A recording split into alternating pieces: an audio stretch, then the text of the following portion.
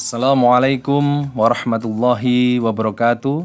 Alhamdulillahirabbil alamin wassalatu wassalamu ala asyrafil anbiya'i wal mursalin wa ala alihi wa sahbihi ajmain.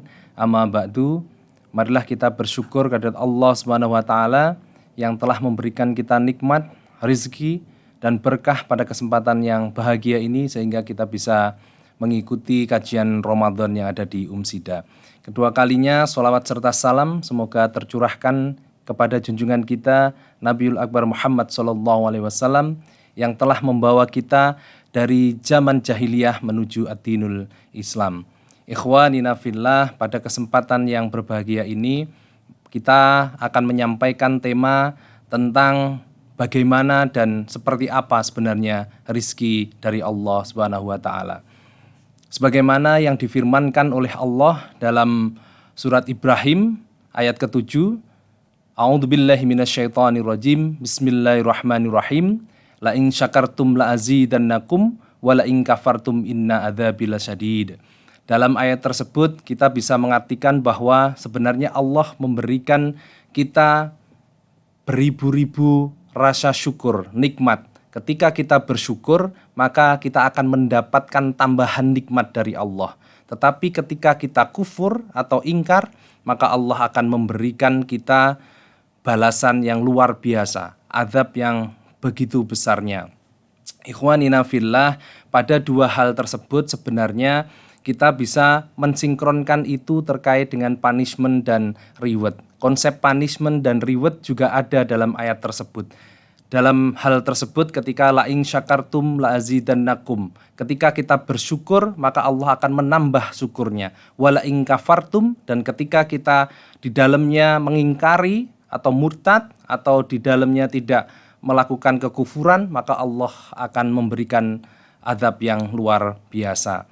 Selain itu sebenarnya konsep dari ayat tersebut di surah Al-Ibrahim itu Allah juga menjelaskan terkait dengan kinerja kita. Bagaimana sebenarnya orang yang berkinerja, orang yang melakukan ikhtiar juga akan mendapatkan banyak rizki dari Allah, akan mendapatkan keberhasilan dari Allah. Tetapi ketika orang tidak mau melakukan kebaikan, tidak mau melakukan ikhtiar dalam hidupnya, maka Allah juga akan melakukan hal-hal yang dalam tanda kutip negatif, akan memberikan hal-hal negatif kepada kita. Ikhwanina fillah, konsep nikmat di dalam kehidupan atau di dalam ayat tersebut sebenarnya ada dua.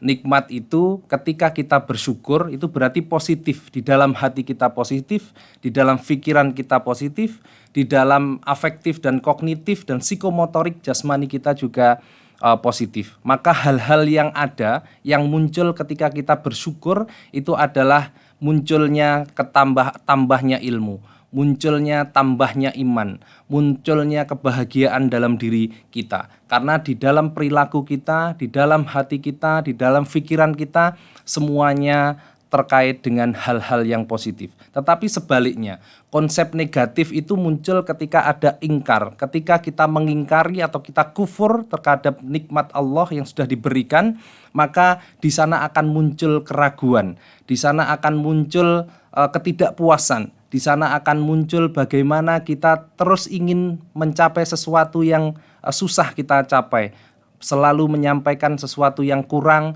mengeluh dan sebagainya. Dan bahkan kita tidak yakin terhadap ketetapan Allah Subhanahu wa taala. Mudah-mudahan kita tidak menjadi makhluk-makhluk yang seperti itu.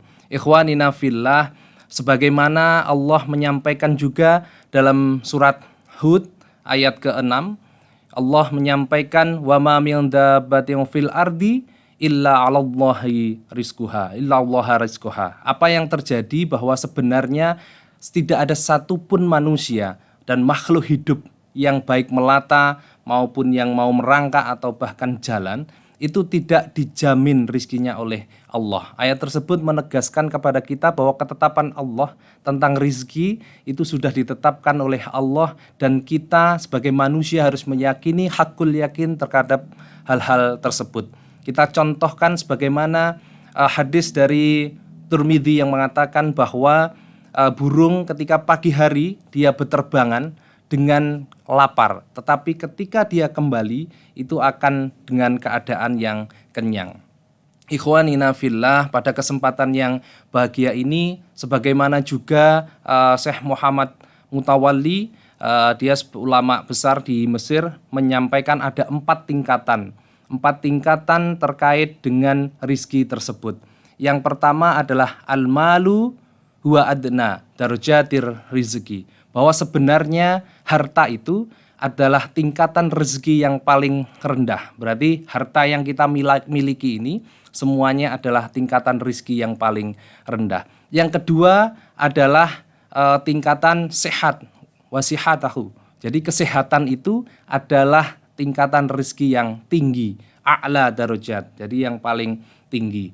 Dan yang ketiga adalah wasolahul abna, adalah anak-anak yang soleh, itu adalah tingkatan dari rizki yang utama. Lalu yang paling tinggi apa? Waridho rabbil alamin, yaitu adalah ridho Allah subhanahu wa ta'ala, sebagai ridhonya Allah terhadap manusia, ridhonya pencipta terhadap makhluknya. Maka ini yang harus kita kejar dalam kehidupan ini. Dan kita hidup, ketika kita bersyukur, sebenarnya kita harus ridho atas apa yang kita miliki. Kita juga harus menyerahkan apapun yang kita miliki selama ini untuk berkembang, untuk bisa menjadikan itu amanah di kita, karena harta yang kita miliki hanyalah titipan, karena jiwa ini juga adalah titipan, raga yang kita miliki juga titipan, suatu hari juga kita akan meninggal. Maka ikhwanina fillah, kita harus betul-betul bersyukur.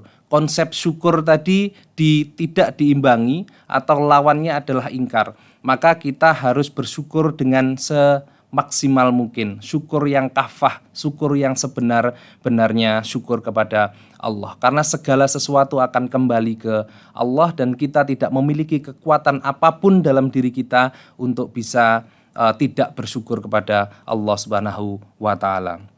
Ikhwanina fillah, maka pada kesempatan yang baik ini kami berharap mengingatkan pada diri sendiri, konsep syukur ini sebenarnya sama ketika kita, atau konsep rizki ini sama ketika kita menjadikan dunia ini adalah satu tujuan, tetapi tidak tujuan-tujuan yang lainnya.